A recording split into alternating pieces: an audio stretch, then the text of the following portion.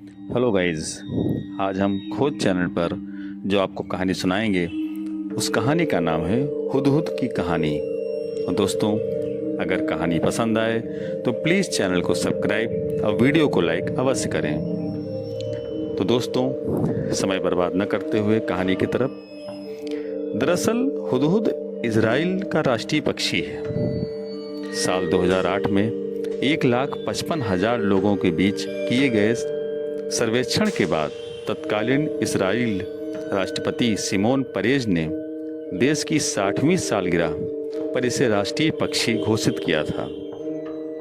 तो दोस्तों, कहा जाता है कि यह पक्षी यहूदियों और मुसलमानों के पैगंबर हजरत सुलेमान के दूत के तौर पर काम किया करता था। बादशाह हजरत सुलेमान का कुरान में भी जिक्र है। उनके बारे में कहा जाता है कि वह एकमात्र बादशाह थे जिनका हुक्म हवा, पानी, मछली, पशु, पक्षी सब मानते थे।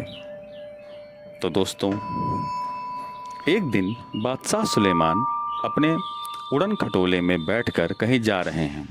गर्मी का मौसम था। तेज़ धूप से बादशाह परेशान थे। उन्होंने देखा कि पास ही गिद्धों का झुंड उड़ता हुआ जा रहा है।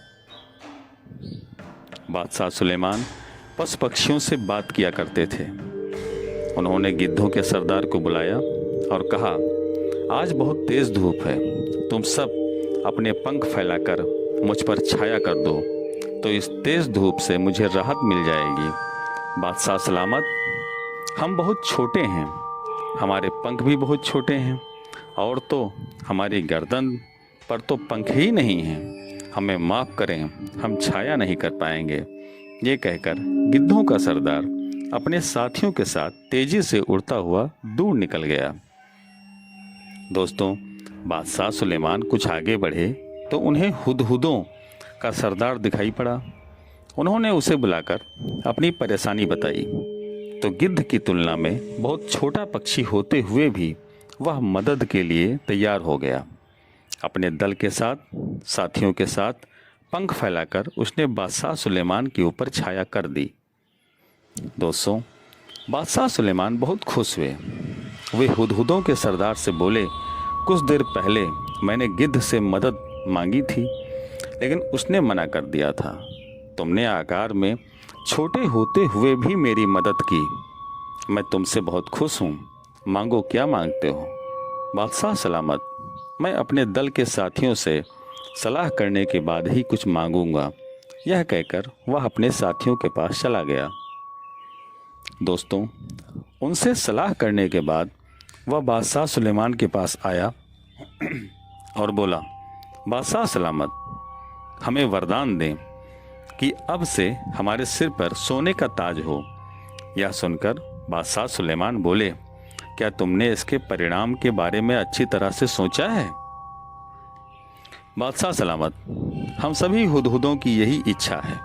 हमने सोच समझकर ही यह वरदान मांगा है। हुदहुदों का मुखिया बोला, ठीक है, मैं तुम्हें मनचाहा वरदान देता हूँ। बादशाह सुलेमान बोले और उसी समय सभी हुदहुदों के सिर पर सोने का ताज आ गया। सभी हुदहुद बहुत खुश हुए, लेकिन उनकी ये खुशी अधिक दिनों तक नहीं रही।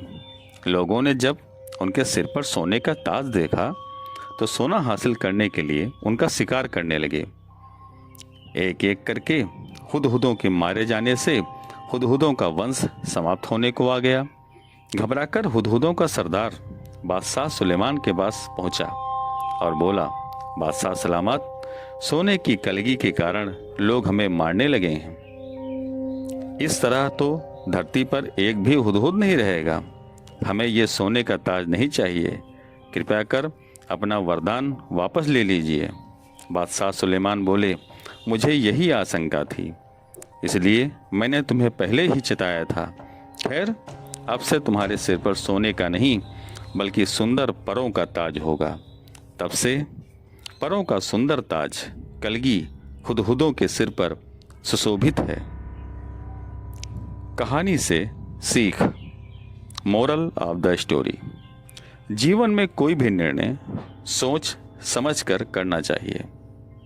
तो दोस्तों, आज की कहानी आपको कैसी लगी अगर कहानी पसंद आई हो तो प्लीज़ चैनल को सब्सक्राइब और वीडियो को लाइक अवश्य करें। जय हिंद, जय भारत।